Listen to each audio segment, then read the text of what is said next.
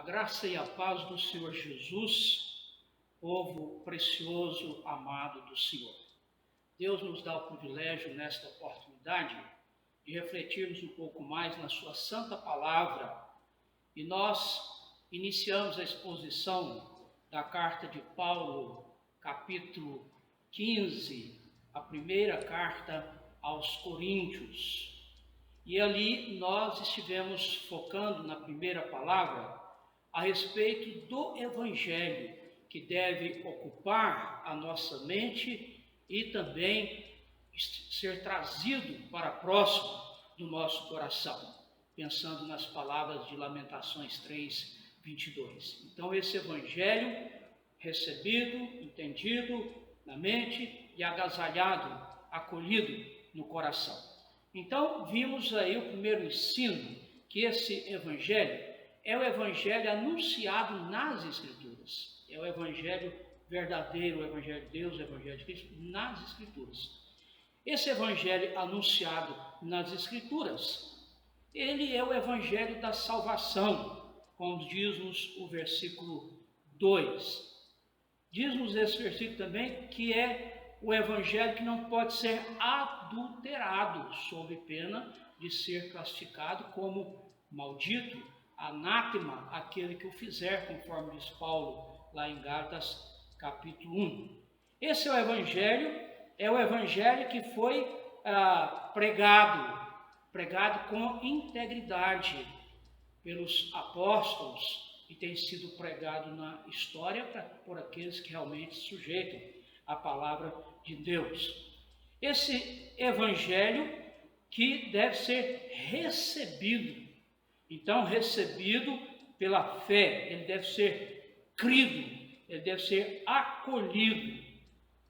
E esse Evangelho no qual também devemos perseverar, conforme diz lá no final do versículo 1 do capítulo 15. Então, fizemos esses destaques a respeito desse Evangelho que deve ocupar a nossa mente, o nosso coração. É o Evangelho anunciado nas Escrituras. Nesse momento, eu quero refletir com você algo que está aí no versículo 3. Antes de tudo, vos entreguei o que também recebi, que Cristo morreu pelos nossos pecados, segundo as Escrituras. Cristo, o Evangelho de Cristo.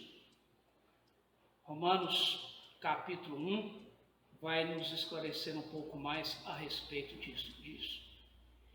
Cristo, palavra grega, que significa ungido, correspondente à palavra hebraica Messias, o enviado.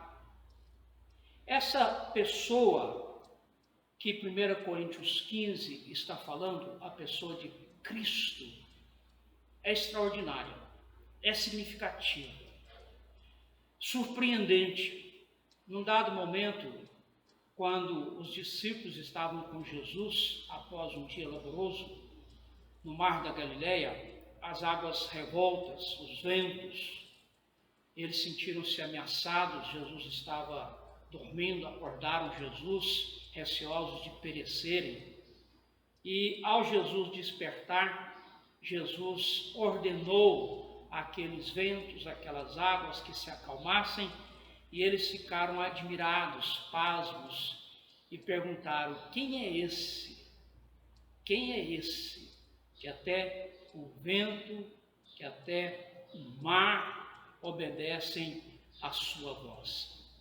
Quem é esse? Jesus Cristo, que as Escrituras falam. Então é muito importante nós pensarmos na identidade de Cristo. É muito importante a gente pensar nos testemunhos a respeito da identidade de Jesus. Por quê? Porque os testemunhos apontam para ele. E a sua identidade credencia, valida aquilo que ele está fazendo. O Senhor Jesus convoca os judeus a crerem, se não crescem nele, por ele, crescem ao menos por suas obras. Por quê? Porque as suas obras apontavam para quem ele era. E quando a gente pensa na identidade de Jesus, nós precisamos abordar no mínimo duas coisas. Nós precisamos abordar Jesus enquanto a pessoa que ele é e também a sua obra, o que ele faz. Então, aqui nessa expressão Cristo, nós estaremos observando o aspecto da sua identidade, de quem ele é, e também o aspecto de que ele tem uma missão. Ele é o Cristo, ele é o enviado, ele é o ungido de Deus, ele é o Messias que o Velho Testamento pré-anunciou de forma abundante em todos os livros do Velho Testamento. Muito bem. O que nós poderíamos dizer a respeito da pessoa de Jesus? Primeira coisa que nós podemos dizer que Jesus é uma personalidade histórica. Jesus é uma pessoa histórica. Jesus existiu. A existência de Jesus não foi questionada até o século XVII. Era pacífica essa questão. Nesse tempo, a ciência evoluiu e a partir daí começou-se a usar a ciência para questionar a existência de Jesus. Então, especialmente no final do século XVIII, no decorrer de todo o século XIX, início do século XX, questionou-se muito a existência de Jesus. Mas nós temos testemunhos antigos, nós temos testemunhos dos documentos judeus, nós temos testemunho de documentos romanos, nós temos testemunhos de documentos sírios, uma abundância. Nós temos testemunhos a favor da personalidade de Jesus, daqueles que criam, daqueles que rejeitavam. Então nós temos apontamentos históricos a respeito da pessoa do Senhor Jesus. E o Novo Testamento, como um documento histórico, e que detém aí mais de 5.000 documentos a seu respeito, testemunham da historicidade de Jesus. Mas veja alguns testemunhos históricos à parte da Bíblia a respeito da existência de Jesus. Por exemplo, os judeus. Os judeus têm uma obra conhecida como Talmud, que é uma recapitulação da tradição oral dos judeus. Então, essa obra do quarto século faz várias menções, referências a Jesus. Inclusive, o Talmud babilônico confirma a crucificação do Senhor Jesus. Flávio José, um judeu convertido em cidadão romano do século I. Na sua obra Antiguidades Judaicas, ele faz menção de Jesus e seu irmão Tiago. E ele diz que Jesus é hábil em fazer milagres e que foi condenado à cruz. Celso, um judeu romano, filósofo platônico, ele escreveu uma obra, Discurso Verdadeiro, e ele era irônico, combatente do cristianismo. E no segundo século ele escreveu: vocês consideram como Deus um personagem que acabou infame mediante uma morte miserável. Então, a despeito de ele ser contrário ao cristianismo, o seu testemunho da existência histórica de Jesus é real. Entre os romanos, nós temos Plínio, o jovem governador do ano 122 depois de Cristo. Nós temos Tácito, precioso historiador romano. Por volta de 115 depois de Cristo, ele fala da morte de Jesus, lá em seus anais históricos. Mais ou menos 125, outro historiador Suetônio, ele escreve a vida dos 12 Césares e ele registra sobre Cláudio e o decreto de Cláudio. E ele fala, conforme esse decreto, que os judeus deveriam sair de Roma. Por quê? Porque havia lá um conflito entre judeus, gentios, a respeito de um personagem chamado Crestos, né? Então ele menciona isso aí, que possivelmente seria Cristo. Entre os gregos, nós temos aí um escritor satírico, Luciano de Samosata, lá por volta entre o ano 125 e 192, ele escreveu a obra Morte de Peregrinos, e ele registra que foi crucificado, né? Foi crucificado depois de introduzir um novo culto entre os homens. Ele diz que Cristo era honrado na Palestina, e ele chama Jesus de o primeiro legislador dos cristãos, e o cognomina também de o sofista que morreu, mas as suas leis foram preservadas. Tem um pagão, Talos, historiador, cronista também, e ele foi contemporâneo de Cristo. E ele é citado por outro escritor no ano 220, e ele é citado por Júlio, Sexto Júlio, que fala do eclipse que ocorreu no momento da crucificação. E há um documento muito importante, um documento sírio, de número 14658, que se encontra no Museu British. E esse documento é uma carta de um certo pai, chamado Bar Serapion, que escreve ao seu filho Serapion, e orienta o seu filho a procurar os caminhos da sabedoria. E para que esse filho procurasse esses caminhos, ele citou, por exemplo, Sócrates, ele citou Pitágoras, e depois ele citou Cristo, dizendo tratar-se de uma pessoa sábia, de uma pessoa generosa. Esse é um documento importante, um dos raros documentos do século I. E haveriam outros testemunhos, mas esses já não são suficientes para entendermos que Jesus é uma pessoa histórica, conforme os anais históricos de historiadores, de filósofos, de cronistas, escritores cronistas. Então, não prevalece a negação de que Jesus não tenha sido uma pessoa histórica. Mas Jesus também é uma pessoa bíblica, profética.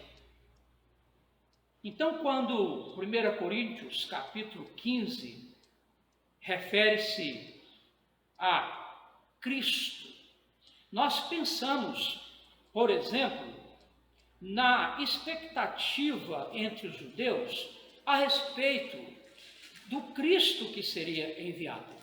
E em João, capítulo 1, nós vemos os judeus inquirindo a João Batista se ele era o Cristo, a partir do versículo 19. Eles perguntam para ele, né? Quem és tu? E ele confessou e não negou que não era Cristo. Eu não sou Cristo, versículo 20. Então lhe perguntaram, não é? Quem és, pois? És tu Elias? Ele disse, não. És tu profeta? Ele respondeu, não. Disseram-lhe, pois, declara-nos quem és, para que demos resposta àqueles que nos enviaram. Que dizeis a respeito de ti mesmo?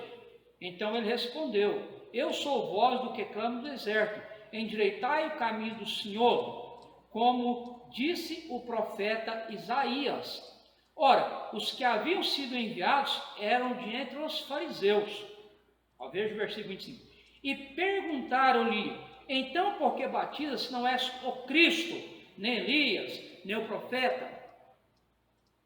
Então, a profecia a respeito do Cristo, que andava ao lado da profecia do profeta Elias, o grande profeta que seria anunciado conforme Moisés disse, a semelhança dele, Cristo era esperado, era uma promessa. E João, capítulo 4, naquele encontro de Jesus com a mulher samaritana, lá no versículo 25, enquanto desenvolve o diálogo, Jesus fala a respeito daqueles que adorariam ao Senhor em espírito e em verdade, ela diz: eu sei, respondeu a mulher, que há de vir o Messias, chamado Cristo. Quando ele vier, nos anunciará todas as coisas. O Messias, Cristo, era uma esperança dos judeus, era também uma esperança dos samaritanos, né? E se formos pensar em todas as terras, a esperança das nações, aguardado pelas nações, consciente ou inconscientemente. Por quê? Porque já na gênese da humanidade estava lá a promessa de Gênesis 3,15, que o Senhor mandaria o filho da mulher para massacrar a cabeça da serpente. E nós sabemos que isso aí é uma metáfora, uma analogia, que está apresentando Jesus, que massacraria o poder de Satanás, do inferno, da morte, do pecado. E assim, todo o Velho Testamento preparou a sua manifestação.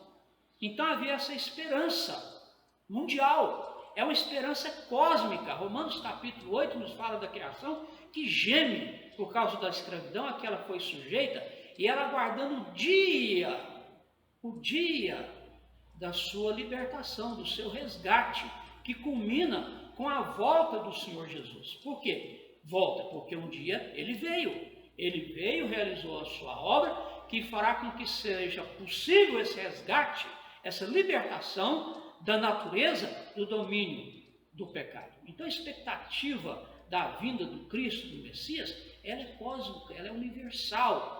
Agora, nas Escrituras é que nós temos a instrução correta. Por isso que é o Evangelho anunciado segundo as Escrituras. E nesse diálogo com a mulher, Jesus tem consciência disso. Quando ela fala que, sim, aguardava esse Messias, o Cristo, Jesus lhe disse, versículo 26, disse-lhe Jesus: eu o sou, eu que falo contigo. Jesus tinha consciência de quem ele era. A mesma resposta a respeito da sua identidade, Deus deu a Moisés, quando ele perguntou: Senhor, eu vou lá no Egito, me apresento ao faraó, digo a ele para libertar o povo, e eu vou dizer que eu vou em nome de quem? E o Senhor disse a ele: eu sou, te envio. Identidade. E essa identidade credencia aquilo que será feito, valida aquilo que será feito, garante consistência à obra que será desenvolvida. Então, toda a obra de Jesus tem um peso na sua identidade, em quem ele é. Então, é muito importante que entendamos que ele é Cristo, uma pessoa histórica, uma pessoa profética, uma pessoa bíblica. E o primeiro capítulo de João apresenta essa identidade de Jesus de forma maravilhosa, rica, fantástica. Nós não iremos discorrer sobre tudo isso, mas quero chamar a sua atenção. Essa personalidade bíblica é eterna, ela não é só histórica, mas através dele a história veio a existir. Porque antes de tornar-se homem, ele era o Verbo. E João, capítulo 1, versículo 1, nos ensina isso. Leia comigo. No princípio era o Verbo, e o Verbo estava com Deus, e o Verbo era Deus. Mistério extraordinário. Paulo vai dizer a Timóteo a respeito desse mistério. Lucas 24, 25, 26 também fala sobre isso. Filipenses 2, 5 a 11 fala sobre isso também. A pessoa de Jesus, toda a sua revelação, desde o início da sua aparição até a sua ascensão. Então, João capítulo 1 é fantástico. Está mostrando aqui que esse verbo eterno entra na história que ele criou como aquele que se faz carne. E o verbo se fez carne, versículo 14 de João 1. E habitou entre nós e vimos a sua glória, glória como do unigênito do Pai. Também, lá no versículo 29, no dia seguinte, após ele ser inquirido por aqueles que foram mandados pelos fariseus, viu João a Jesus que vinha para ele e disse: eis o Cordeiro de Deus que tira o pecado do mundo. Uma referência tácita a Isaías 53. Então ele é o Cordeiro de Deus. Ele é aquele que se fez carne, que se fez homem. Ele é um varão, versículo 30. Após mim vem um varão que tem a primazia, porque já existia antes de mim. Embora João Batista fosse 6 meses mais velho que Jesus, ele está muito consciente que Jesus era bem antes dele, da eternidade de Jesus. Por isso que ele escreveu aqui, sob a inspiração de Deus, o versículo 1 do seu primeiro livro, aqui no prólogo de todo o livro, introduzindo a divindade do Senhor Jesus, mas aqui também a humanidade de Jesus, ao ele fazer-se carne, ao fazer-se homem. Também no versículo 33, há um outro testemunho, dizendo que aquele sobre quem vires descer e pousar o Espírito, esse é o que batiza com o Espírito Santo. E essa foi a promessa de Jesus aos seus discípulos, quando aproximava-se o momento de Jesus ser assunto aos céus, dizendo que permanecesse em Jerusalém, porque receberiam poder ao descer sobre eles o Espírito Santo. E Atos 2 registra isso. Esse Espírito prometido veio sobre a igreja, sobre os apóstolos. Então Jesus é aquele ali que batiza com o Espírito Santo. O versículo 34 diz que ele é o Filho de Deus. Ele não é um Filho de Deus. Eu sou um Filho de Deus, você é por adoção. Jesus é o Filho de Deus, não é? Por ontologia, por ser, por fazer parte, por constituir aquilo que Deus é. Ele é a segunda pessoa da Trindade, ele é o Filho de Deus. Versículo 36 ratifica Jesus, o Cordeiro de Deus. No versículo 38, ele é chamado de Rabi, Rabon, que quer dizer mestre, uma expressão que honra a sabedoria, o conhecimento, reconhece o reconhecimento de Jesus como mestre. Ele é o mestre, e o mestre por excelência. Ninguém falou com tamanha autoridade. Lá no versículo 49 ainda, tu és filho de Deus. Olha a exclamação de Natanael, né? Mestre, tu és o Filho de Deus. E não só o Filho de Deus, naquelas expectativas da manifestação dessa personalidade tremenda, mas também tu és Rei de Israel. Olha aí o reconhecimento de Jesus como uma pessoa messiânica, profética, que estava cumprindo aquilo que as Escrituras falavam a seu respeito. Final do versículo 51, isso só no primeiro capítulo de João, final do versículo 51, Filho do homem, palavra de Jesus, em verdade vos digo, que vereis o céu aberto e os anjos de Deus subindo e descendo sobre o Filho do homem, identificando Jesus com a humanidade. Hebreus também fala a respeito disso, aquele que se identificou com os irmãos fazendo parte de sangue, fazendo parte de carne, tornando-se humano. Então, nós temos alguns posicionamentos a respeito da identidade de Jesus que fica longe daquilo que Jesus é. Alguns afirmam, por exemplo, que Jesus foi um grande mestre, meramente detentor de princípios éticos, morais, espirituais, filosóficos, mas numa dimensão meramente humana, que nasce, acontece e morre como homem. E Jesus, como mestre, é a verdade de Deus revelada. Então, por isso, ele disse que a ninguém na terra chamareis de mestre. Então, Jesus não está se referindo àqueles que vão para a faculdade, graduam-se, pós-graduam-se, tornam-se mestre nesse aspecto, mas Jesus está falando aqui como aquele que é a encarnação da palavra verdadeira, da sabedoria, da verdade de Deus revelada. Então, ele é quem ensina, ele é quem revela Deus. Lá no versículo 18, capítulo 1 de João diz: ninguém jamais viu a Deus, o Deus unigênito que está no seio do Pai é quem o revelou, o Deus unigênito. Uma afirmação aqui da pessoa de Jesus como Deus, que faz-se homem, conforme o versículo anterior 14, e agora revela esse Deus aos homens.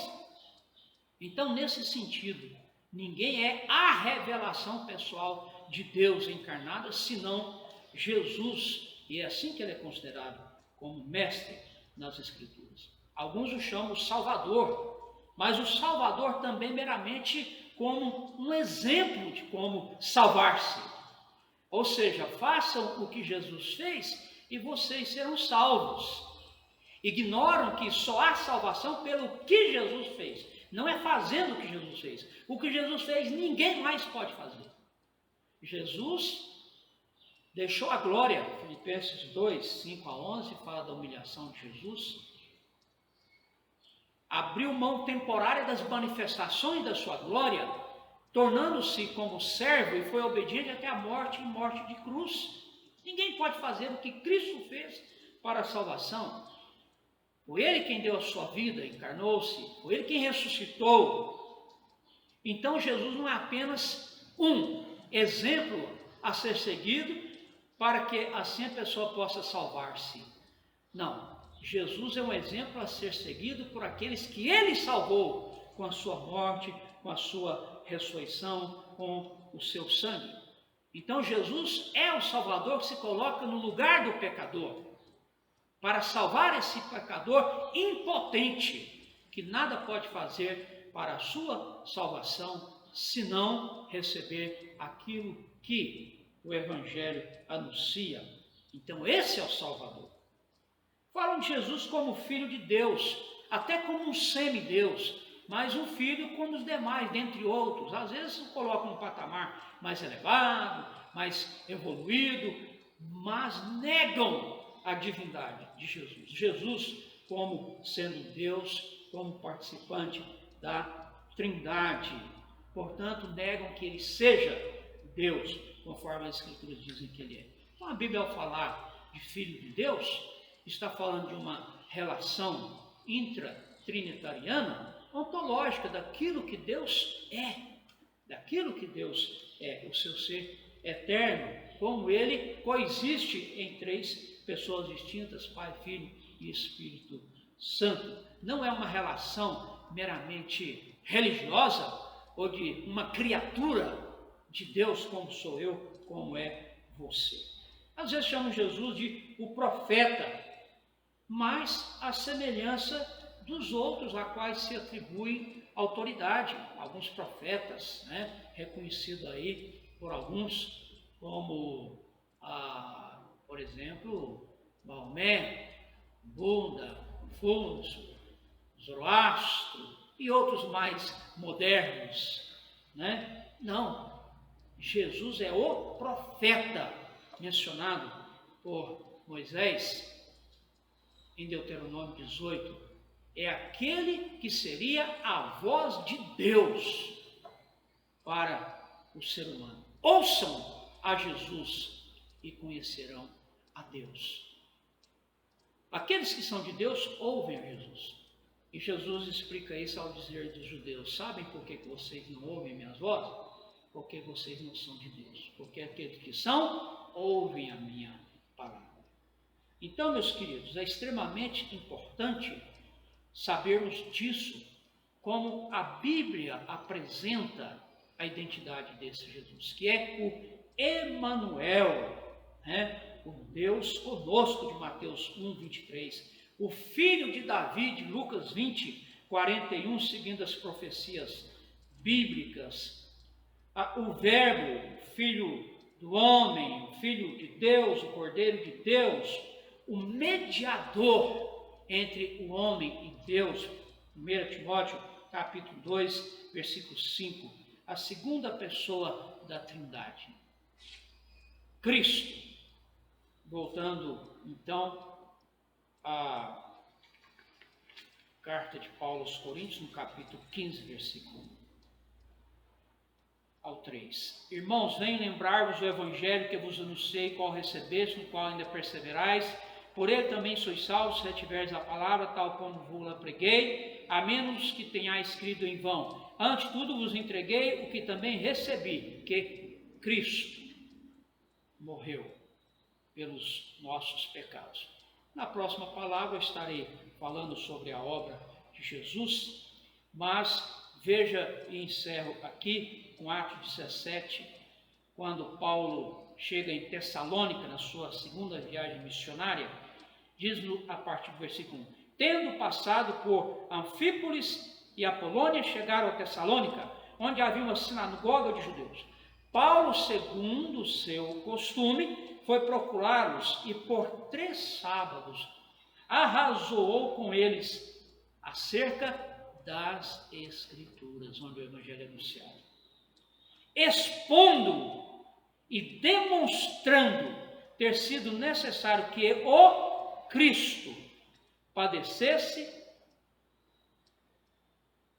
e ressurgisse dentre os mortos, e que este é o Cristo, Jesus, que eu vos anuncio.